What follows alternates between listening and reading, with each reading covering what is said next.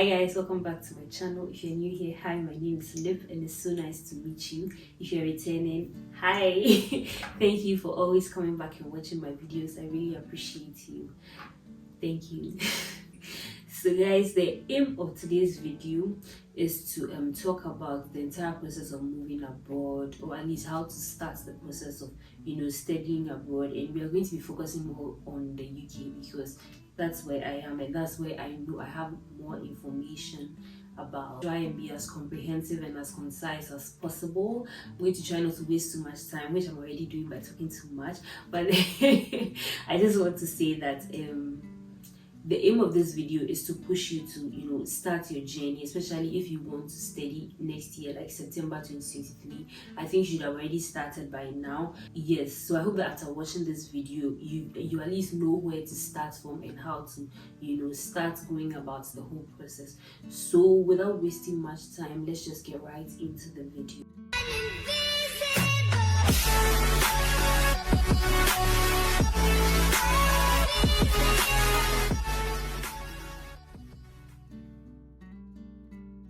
I mean, first of all, in your study abroad journey, I think the first thing you need to figure out is where you want to study, like which countries you want to study in. The most popular countries to study in for people from like Africa or Ghana is usually the UK, USA, Canada, Germany, but there are a whole lot of other countries that you could also study in, and you can also do further research in those areas.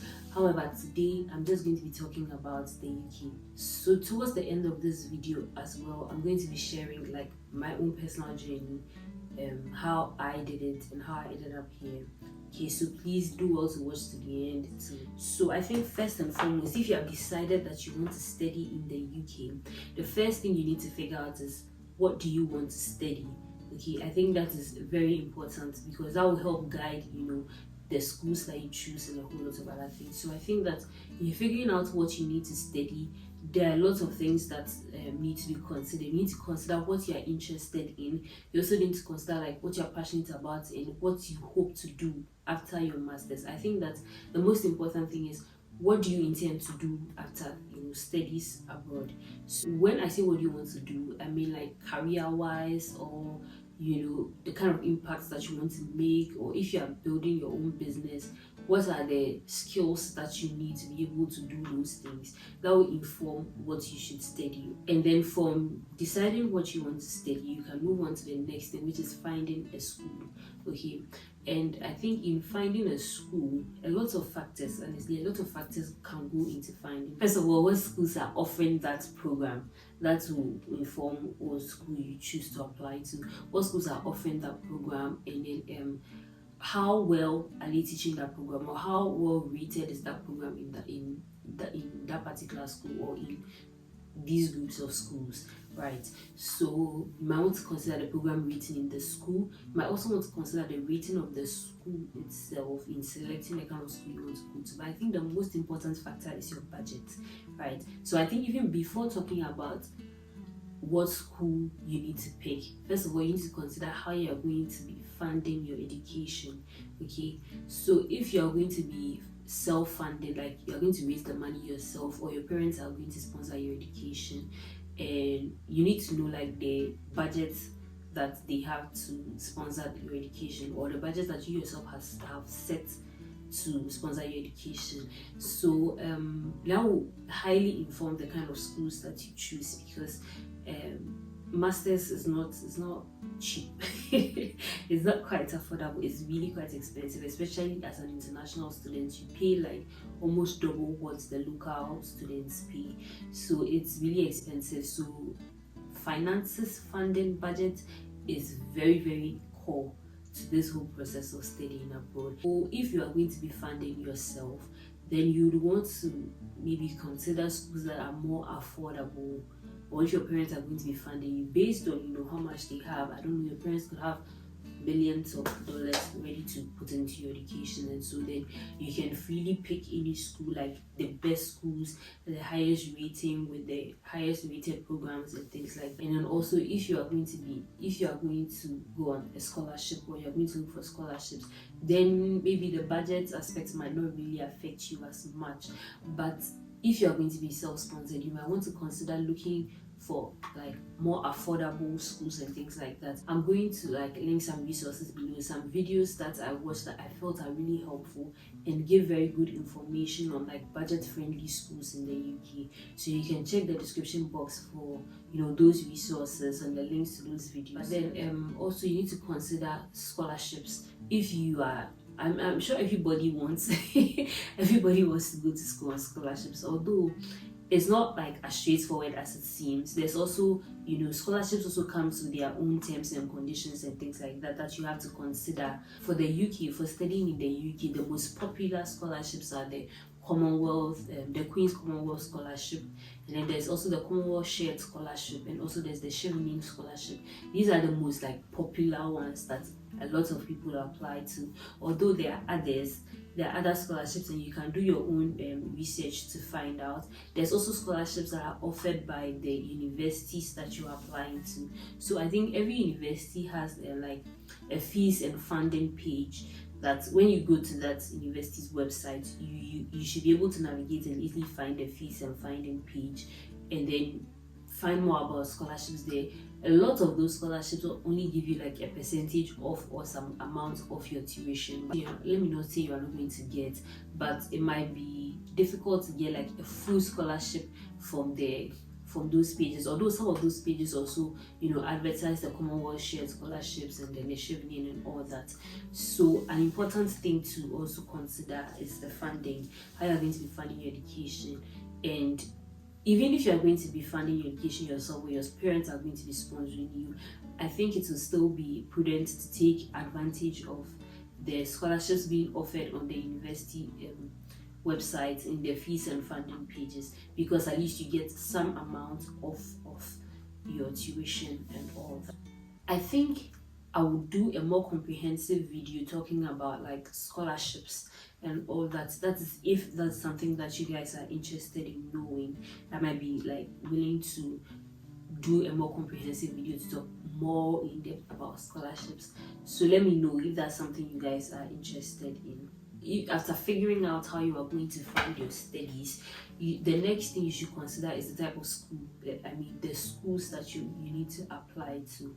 So based on like your program that you want to study, you could easily go onto the internet, like just see if you want to study say digital marketing programs in the UK or something like that. You are going to get like a list of results and things like that of schools that offer digital marketing. You go through each of the results, like maybe it will take you to the school's page and then you get to read more about the program in the school. Most of them share maybe the modules in the program, how the program is run, how the program is set up and everything on their page, so you will get to learn more about that program in that particular school. Some of them even put the ranking of the program in the school and the ranking of the school there, so based on that you get to learn more about the program in that particular school, and based on that search you can find a number of schools or list a number of schools that you could consider applying to. And then the other way to go about it is to first of all look at the schools that are within your budget, okay, and then based on what you want to do, go through their programs and find one that best suits what you want to do. At least you have a fair idea of what you want to do, where you want to do it, and then how you are going to be funding your education. So then the next thing is to apply. I think it's important to apply as soon as possible, because apparently masters or education in the UK is really in high demand at the moment. Like I don't know how true they are, but rumors are that some schools have closed admission for September 2023. Like we are in December 2022, they've closed admissions for September 2023. So I think that if you want to study next year September, you should start applying as soon as possible, especially if you plan to like apply to scholarships. Unfortunately, some of the scholarships I mentioned earlier, like the Commonwealth Share Scholarship, I think they closed applications like just yesterday. That was 13th December, right? And then I think the Chevening also closed early November, I think 1st November or so. A lot of scholarships close really early, especially the ones in high demand, because they get so many applications and they have to like go through all the applications and go through various stages before they select like their scholars or their awardees. So you need to start applying as soon as possible. For some of these institutions, you don't need, for some of these scholarships, you don't need to have admission before you apply to the scholarship. So you can, start applying to the scholarships before you even gain admission. So start. What I'm trying to say is just start quickly. I think the one that is still open right now is the Queen's Commonwealth Scholarship, and even that one is closing in 10th June. A lot of scholarships for September will be closed before March next year. So you want to like start as soon as possible. One thing I forgot to mention was talking about scholarships and funding was that there are also local scholarships, as in like government scholarships, and also some other local scholarships that you can apply for in Ghana. But for most of those scholarships anyway, you need to have gained admission and everything before you can apply for those scholarships. So that's something you can also consider. Also, if you guys would want me to do the video talking about scholarships, I'm going to probably go more in depth into that area as well. Now the next step is to apply, right? So to start your application for schools in the UK, you are just going to need some documents. You don't need to write GRE or IELTS. That's if you are coming from Ghana or from an English speaking country. Like you had your bachelor's degree you studied your bachelor's in English, you don't need to write IELTS, and you don't need to write like any form of standardized tests or for most schools anyway. So to begin, you just need to write a few documents. I listed some of them out here so that I don't forget. Let me just refer. You're going to need your transcript from your university transcripts for your undergraduate, and I think you can easily get this if you are coming from any school in Ghana. Academic office or something. There should be something like that. There should be something like that in your school. Just go to the academic office, write to them, or for me, I just had to fill a form requesting for my transcript, and then you pay a certain amount and you print it out for you. Yes, so that's the transcript. The next thing you need is your degree certificate for your bachelor's. That is if you are going to study a master's. I'm going to be more biased towards master's because that is what I applied for. So the next thing you need is your bachelor's degree certificate. You should have received that if you've graduated or if you went for your graduation. But even if you didn't go for your graduation, you can still write to the school and request for it, or see the academic office or the appropriate office depending on what school you went to, and then get your bachelor's degree certificate. The next thing you are going to need is a personal statement. Now that is like probably the only essay you are going to write in this whole thing, but a personal statement or a motivational letter or something like that is a letter that is detailing your motivations. It's basically going to cover why you want to study the program you want to study, why you want to study in that school. That's basically like all of it. A little bit about yourself, your background, and how studying that program is going to help you like in your career. That is basically like the personal statement. So like, why do you want to study that program, and why do you want to study it in that school, and like, who are you? Yeah, so it's not myself, but there's a little bit of myself in it. You talk about who you are, what your goals are, what your background is, why you want to study what you want to study, and why do you want to study it in that school, and why do you want to study it in that country. Yeah, so that's basically what a personal statement is. There are a lot of resources out there on how to write a personal statement. I'm not sure if I'm going to record like a video talking about how to write a personal statement, but I'm probably going to link like some videos and other important resources in the description box, so do well to check. The other thing you need is your CV.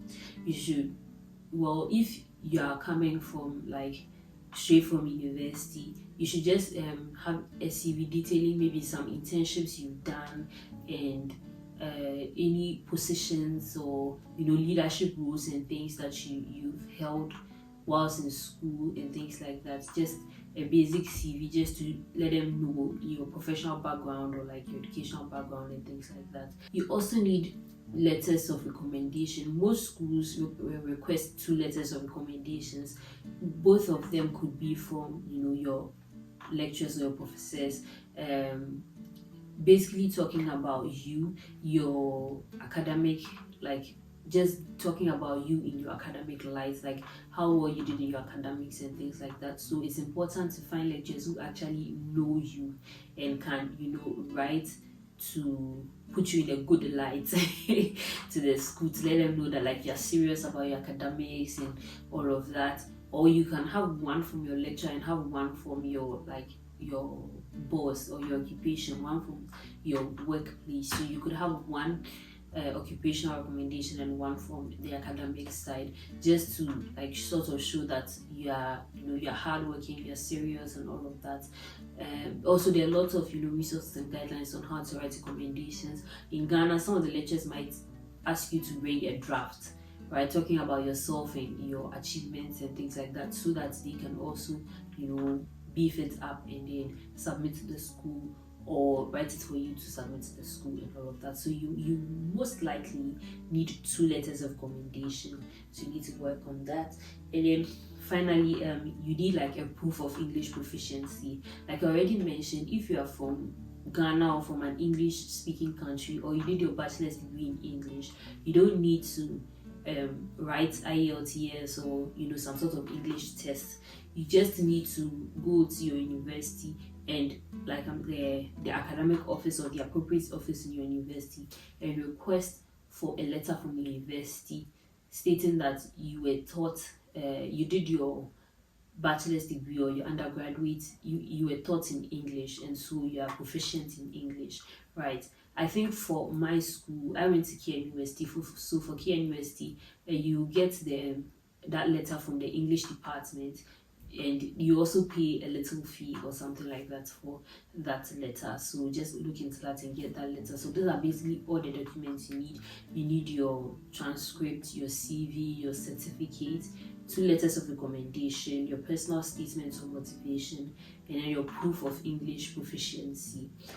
And with that, you can begin your application to the schools. So each school is going to have how they want you to apply to the school. Some of them directly on their website. In fact, like when you find the program on their website, you find like a couple of programs, a couple of schools that you're interested in, just bookmark them to your search engine. And then when you go to that page, after going through the requirements and what they need from you and everything, what the program is about and everything, you are going to see like an apply button. It's going to be very visible because they want you to apply. So you're going to see that apply button. You just click on it and follow the instructions. Basically, they are going to require all these documents that I've listed from you. Some of them you might have to like type in the essay and attach the document and things like that in the site. It's going to lead you to maybe a form or something to fill and attach all those things and everything, and that's about it. It's actually really quite straightforward, the application process to the school. It's not anything that's too complicated or cumbersome. You should be able to figure it out. So that's basically it. That's basically all I have for you today. I think before I go, one final thing I wanted to talk about was using agents. So personally, I did not use an agent during my school's application process, but if you feel like it's a little bit overwhelming, everything that I'm seeing it seems like a lot or too much for you, you can use an agent. It's not too like I don't have anything against using an agent. That's what I'm trying to say. So for agents, I think that one I would recommend to you is Intake Education. I think they're the most popular, and I think they are kind of like the official representatives of most of the schools in the UK, in Ghana, and I think they also have an office in Nigeria. I don't know which other African countries they have offices in, but they are very popular for helping students get into like schools in the UK, and a lot of schools in the UK trust them to bring them students. So if you want to use an agent, you feel like the whole thing is a lot. It's a lot for you to just do by yourself, like all this research and things like that. It might be helpful to use an agent because they have done this for a lot of students a lot of times. And when it comes to like finances and funding and things like that, they might be able to help you like know where to go for funding. One thing I didn't mention when I was talking about funding was student loans, or getting a loan to sponsor your education. Because I don't know too much about it, that's why I didn't go too much about it, but it's also an option you can consider, using like a loan to sponsor your education and then paying back when you start working and all of that. And I think that working with agents, they might be able to direct you to where to find loans or where to find funding for your education. So that's one advantage of using an agent as well. Because they've done it for so many students like over the years, they have more information and will be able to help you. And the good side about using agents to study in the UK is that it's free of charge. They're not supposed to charge you, at least to the best of my knowledge. They're not supposed to charge you for using their services, because generally when they help you get into a school in the UK, after you've paid your tuition, they get a commission on your tuition that you've paid to the university in the UK. So that is how they get paid, and they're not supposed to charge you coming to them to use their services. Okay, so feel free to use an agent if you feel like you can't do this thing on your own or by yourself. And like I said, one agency that like is very popular that I'll recommend is Intake Education. They were formerly known as UKEAS or something like that. I remember attending a fair of theirs while I was still in K University in Kumasi. They held a fair. I think they do events like that to talk about studying abroad in the UK and all of that. And I'm not sure where their office in Accra is. I think they have an office in Kumasi as well. You should just look for them on the map or something like that. I'll try and find their location and put it in the description box, but in case I don't, it's Intake Education, or you can search for UKEAS. I'm sure you'll find out more information from their website and all of that. They're not sponsoring me, but I'm just just giving them free advertisements over here on my channel. Hopefully one day they'll sponsor me. Let's hope so. But then that's one thing that you can consider. But personally, I did not use an agent.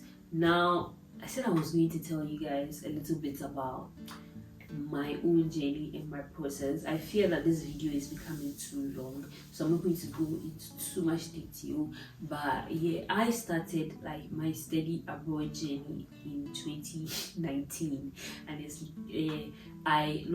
more of 2020 anyway, because I graduated in 2019 and then I started doing my national service. I knew that I wanted to do my master's after my national service, so I started looking for schools and applying to schools.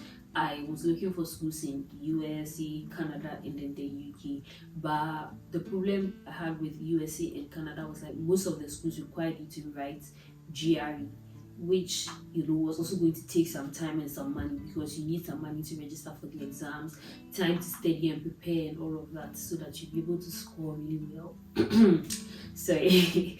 And also a lot of them like required like application fee and things like that. And at that time I wasn't really, first of all, I did not even have that much money to think about paying application fee, because I didn't want to apply to just like one school. So if I'm applying to 3 schools, and then especially for something like Canada, most of them were charging like 65 Canadian dollars or something like that for 3 schools. I didn't have that kind of money, so I tried to look for school. And fortunately that time was when the COVID was sort of, it wasn't fortunate. It wasn't fortunate because it also had its downsides, right? When the COVID like was really high and all of that, so some of the schools waived their application fees, and some even waived their GRE, like because you will not get a center to write GRE because of COVID and all of that. So some waived their GRE requirements, some waived their application fee requirements and things like that. So I also applied to some schools in Canada and some schools in the USA. I actually got admission to a school in the USA, and then they gave me a percentage off of tuition. Like I got some partial funding, like partial scholarship, but the balance to pay was still a lot, and I was in no position to fund that program myself. and I also applied to schools in the UK. Like I said, I think I applied to about 3 schools in the UK: Cranfield, Coventry, and I think Glasgow. I'm not too sure what the school in Glasgow. I don't really remember the last one right now, but I was almost certain that I wanted to come to Cranfield. Like I don't know, right from the beginning, like I just knew that it's Cranfield that I wanted to come to. So Cranfield was like number one on my list. And then so 2022, like it took me about 2-3 years to get here. So it can take a while, and it's important you start early. I applied for scholarships in 2020. I applied for, I think, Chevening scholarship. I didn't get it in 2020, like, and unfortunately I didn't apply for the Commonwealth scholarships. I don't know why I didn't, but I think my main my attention was on Chevening because I felt like that was more suited to, my like abilities and qualifications, and my background and things like that. I felt like the Chevening would be the best one for me, but oh, I forgot to tell you guys. My journey, it's a lot. Like I applied after 2020. So 2020, I applied to Chevening. I applied to, I think I wanted to apply to Get Fund, and I also applied to GMPC. So I don't know if I mentioned anything about local scholarships here. There are local scholarships in Ghana that you can apply to as well. I applied to Get Fund, GMPC, Chevening. I also even started applying to Erasmus Mundus, and some other like a lot of scholarships and things like that. I applied to a lot of places, honestly. Like it hasn't been a straightforward journey at all, and it might not be straightforward for you, especially if like you're not able to like fund it yourself, and you're just going to be relying mainly on scholarships and things like that. You might not get it in the first year or the second year. It might take a while, and it's important to like keep pushing and be how do I say, to persevere when you are considering like all this study abroad and all of that.